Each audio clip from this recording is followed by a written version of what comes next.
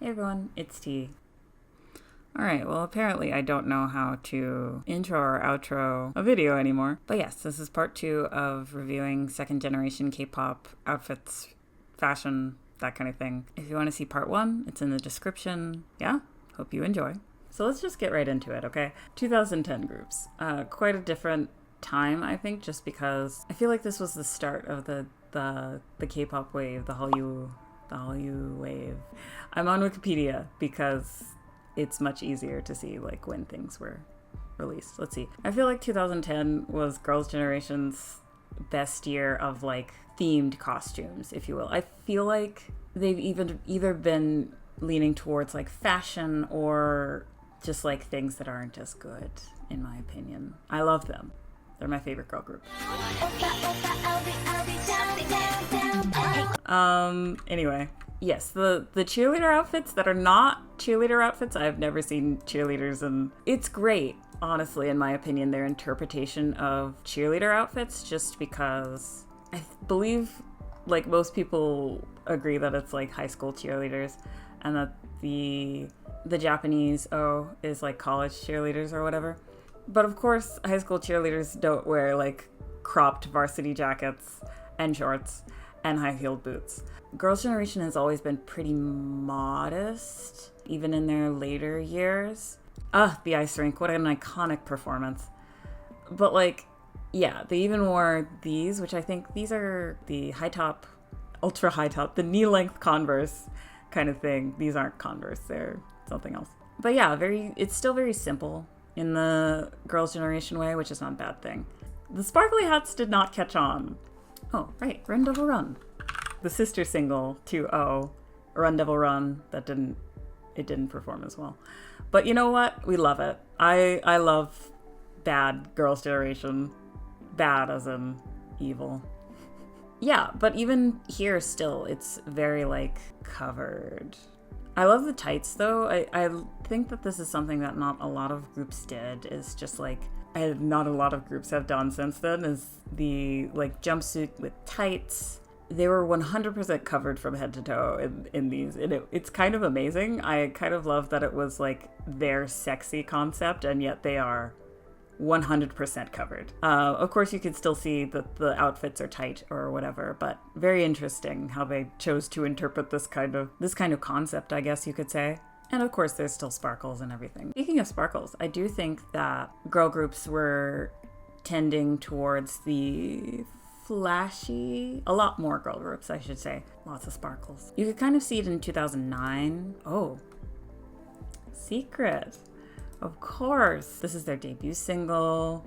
Love it. Incredible. The news print stuff. Yes, amazing. Because I feel like this is a little different. It's very interesting. Also jumpsuits. I'm seeing jumpsuits as a trend. Oh god, the days of 480p.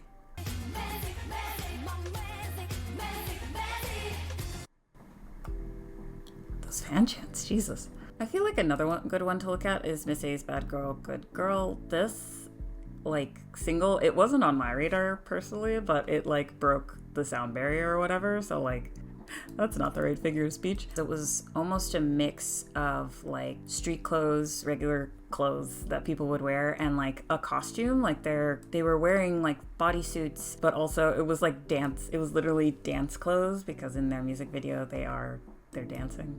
They're doing a lot. So, like, Suzy is wearing a tutu. Yeah, so of course they give Suzy the skirt because she's the youngest, and the rest of them are in, like, yeah, like, Gia is in, like, the standard leggings and that kind of loose-fitting t-shirt that you would see. Faye is in a bodysuit. I think it was a good way to differentiate themselves from, like, shall we say, their competition without, like, I forgot that move was done, without like making it too costumey. Like, it was still within the realm of like believability as far as costumes were concerned. Faye in that outfit, ugh, kill me. Anyway, sorry, a little bit of bi panic right now. Did I mention FX? I feel like I didn't. They deserve their due. Ugh, what a mess. New ABO was definitely in the realm of the more messy styling, I would say. The tassels, the pleather, It's like a continuation, but I don't want to say it's worse. It's not worse. It's something. Oh, just look at all of this. Just look at all of this. There's so much, and also the set design is amazing. I feel like I can't get into this just because it's so much.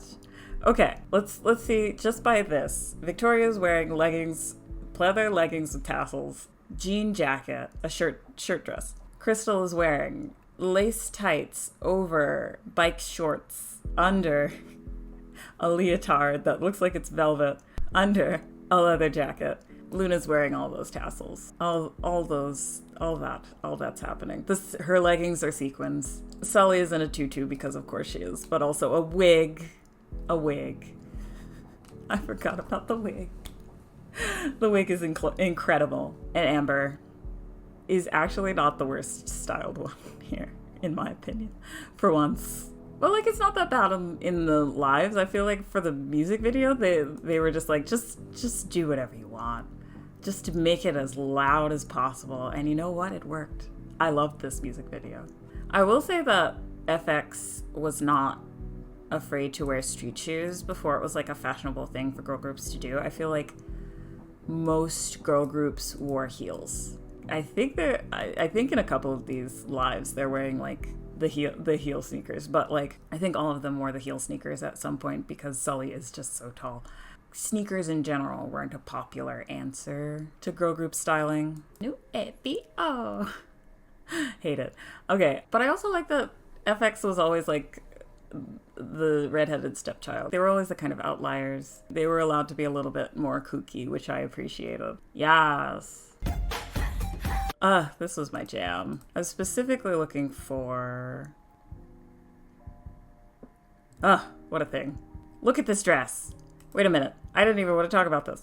Look at this dress. It's awful. Why did they do this? It's made out of shoelaces. It's a sneaker. I also just realized it was very similar to the vest that Crystal was wearing in the new ABO video, which is like, why was this a trend? Why? I was stressed at 15 when I watched this, and I'm stressed now. But I did want to talk about the boiler suits that they are wearing throughout this concept. I feel like the boiler suits that they were wearing weren't actually in style in 2017. In 2010, like, correct me if I'm wrong, but I feel like, if anything, it was like the denim jumpsuits not going along with the trends, which I appreciate, especially for 4-minute. Yes. Wait. What's happening with Guyun's hair? But yes, it was cool. The boiler suits were, of course, tailored. I think we don't really talk about tailoring a lot in K-pop, but like tailoring I feel like is a big thing. Most things for girl groups are tailored in some way, either to make a skirt shorter or something more form-fitting. The song was supposed to be slightly hip-hoppy, I guess, so that's why there's so much bling. Hoot was the thing. Hoot! What a treat Hoot was. I was always partially sad they did not wear all of the costumes from the music video in their live performances because, like, so many good ones. The 70s concept we all needed. Yes. Yes. Also Tiffany in this wig. Chopa. I mean, really, what this music video is in 720p? What more could you ask for, honestly? There's sequins. They're 70s super spies. They're wearing cat suits. It's amazing. I watched all of the music videos for Girls' Generation, but this is the one that like really made me love them, is their Hoot concept. They have the pleather. They have the 60s. Oh, right, it's 60s, it's not 70s. It's fine. They have the 60s kind of mini skirts, you know, the suits, cowboy aesthetic. A feast for the eyes. But I feel like when they performed, they didn't wear all of the outfits. Like Hyoyeon, who is always styled just awfully because they hate her, and they hate her. They absolutely hate her. She had that great black leather jumpsuit. They never put her in it. How could they? Yeah, they always kind of wore the plainest of the outfits, I think, on stage. I think they're probably the most functional outfits for dancing. Oh, I love these accessories. I never noticed the accessories before. Oh, this is available in 1080p. Quite something. Oh, but this is the one where they were dressed in their like themed outfits. I love that they kept the like multicolor. I feel like this is a good way to continue the multicolor girls' generation trend that the skinny jeans started without being too obvious. Also, I just love Sunny's outfit. Who am I? Taeyeon's outfit is good too. Okay, so we have thigh-high boots. There's a lot of rompers, jumpsuits. What is this? Oh, okay. T-ara released a very appropriate single that I think didn't ever get any pushback or anything like that. I mean, where they dressed as colorful Native Americans. And it's so sad that it happened. I'm not gonna click on anything because it's a lot, but you could see by the thumbnails, honestly. It's so sad that it happened because, like, the song is nonsense. It's literally nonsense. I've looked up the lyrics before. It's mostly nonsense. They could have done an alien concept and it would have done the same thing, and they didn't have to be completely offensive. Like, awful. Ugh, I can't believe that happened. It did, though. Let's move on to something a bit more heartening. Rainbow! Yes, this dance was banned.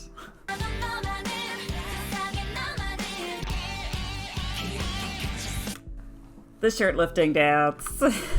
Honestly, they're wearing like the plainest outfits in the world for this. It's literally shorts and a tank top. But like, this, in my opinion, is an example of like functional costuming in K-pop. Just like something that adds to the dance. Yes, they did it here. Okay, love it. Incredible.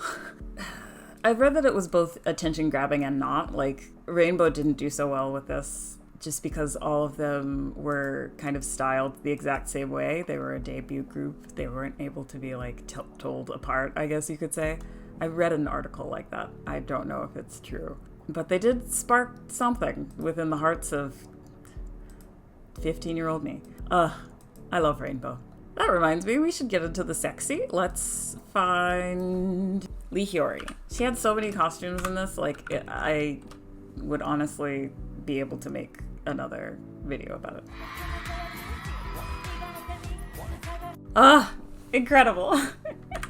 Yes, but one thing that I really like about You Go Girl is the amount of color in everything. Just like, it was definitely very 2000s in that, like, she was just done up, but it was also, like, super her costumes were very skimpy, shall we say, which is great. I love it. But it was also very fun. Like, look at all of these accessories. I cannot think of another group that was kind of doing this at this time, besides, like, the Lollipop music video that I went over in my last video, if you want to go check that out. Yeah, this amount of, like, accessorizing in a way that is very, like, fun and cutesy without being cute. I think she definitely brought femininity, sexiness to it that was not explored by other groups, I guess you could say. Incredible. Wait, I don't remember this. I think Hyori also, this was earlier in the year, but she also had a little bit of 60s in this, I think, especially in her music video, which I don't think I could show because it's like 360p. But yeah, like a 50s, 60s kind of touch. Yeah, I feel like it was a lot of the sexing up the 50s, 60s kind of aesthetic, definitely colorizing it. I mean, You Go Girl is about what? Finding your confidence and being your true sexy self. Why not? I actually have never read the lyrics for that one. Just like Sistar. All right, I forgot to include Sistar, even though they debuted this year. I mean, I guess the only thing that I really have to say is they keep putting Dasom in these tutu skirts because she's the youngest, and also they're in those sneaker heels. Those sneaker heels strike again. 21 released to anyone in 2010. Now to leave the brunt of this for the end, I guess you should say.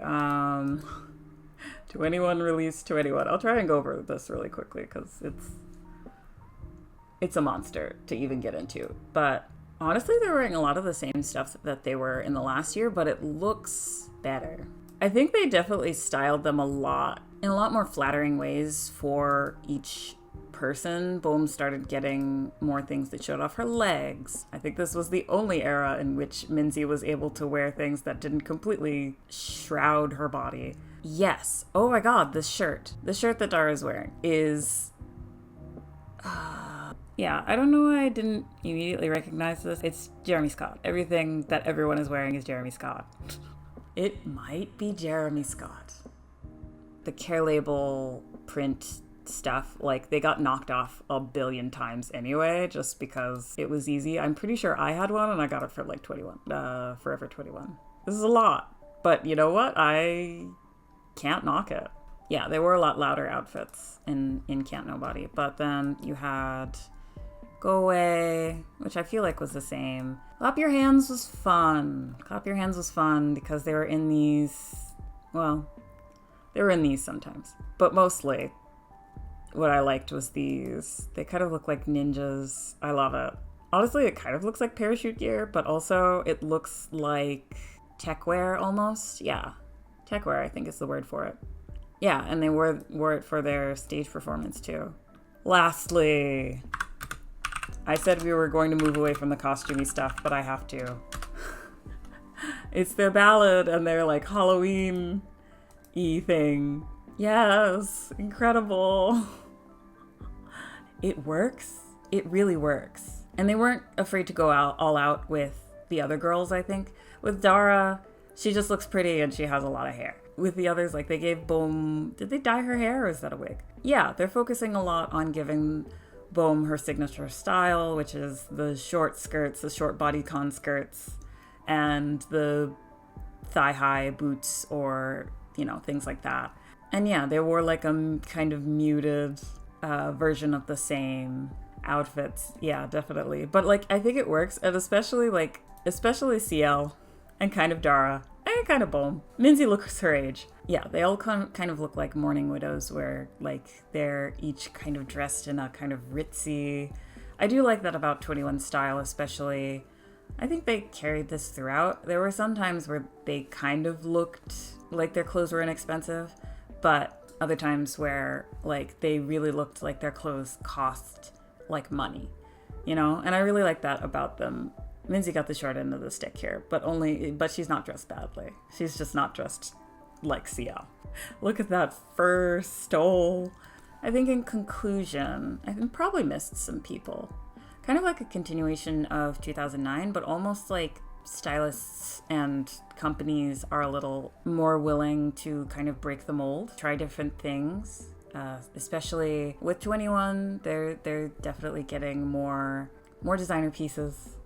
Certainly, that's always been their thing. Girls' Generation, like, even though their outfits were slightly plainer than, shall we say, 4 Minute or 21's, definitely not afraid to theme their outfits, which is great. I think with Genie, that kind of rallied them to be able to like theme their outfits, definitely. Sequins, a continuation of the pleather. Not as much of the layering, which is surprising, but certainly kind of a move to grabbing people's attention in certain ways. Because in reality, like, K-pop is all about that, like, grabbing people's attention in any way possible, especially in the next 2 years. There's going to be so many groups that just fall out of the sky. You got to get their attention in some way, and I do think that happened increasingly here. Yeah, a lot more dressing to a theme, I will say. Like I said, intros, outros. I've been gone so long, it's so hard for me, apparently. What a ride 2010 was. And then 2011 and 2012 just kind of upped the ante by like 800%, honestly. Thanks for sticking around and watching this part. I think I might continue the series, but also go into like music videos and set design. So if you're interested in that, let me know. But yeah, if you like this video, make sure to like it, subscribe if you want, comment if you feel like it. Catch you next time. Thanks.